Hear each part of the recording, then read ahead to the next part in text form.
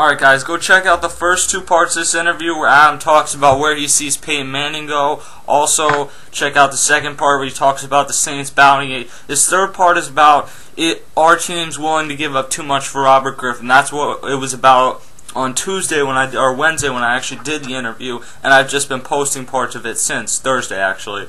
So obviously this is a little outdated since the Redskins acquired that number 2 pick, but the point still is pretty much the same. That's why I'm still going to post it. So enjoy this video, and there's one more part coming. I'll see you guys. Adam Rank of the NFL Network joining us. Two final questions. In terms of Robert Griffin, I mean, everyone knows the hype that's been around Andrew Luck, but Robert Griffin's stock since winning the Heisman and having that huge bowl game has absolutely gone through the roof. It appears that it's a lock that the Rams are going to trade away that number 2 pick for him. But we've also heard teams like the Redskins would be willing to trade their first, second, and third for not only this year, but next year, just to trade up to a certain spot, not only to get the player. Are we looking at this a little too, not necessarily in the right way? Is he worth that? And obviously he might not be worth that, but is it going to pay off for them?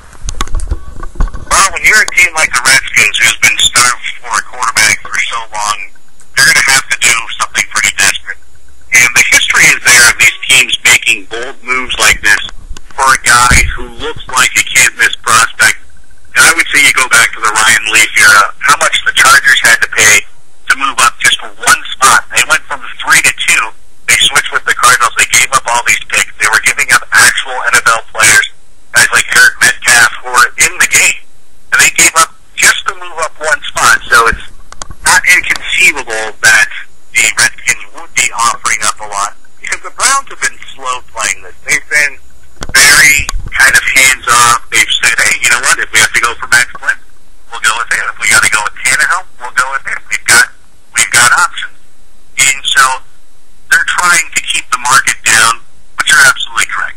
The market's going to shoot up, and I think he's worth it. I think what he showed last year on the field shows that he's ready to play in the NFL, and probably the most impressive thing about him is how he conducts himself in person.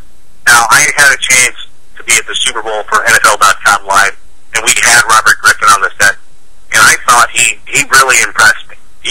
He was very charismatic. He's very smart.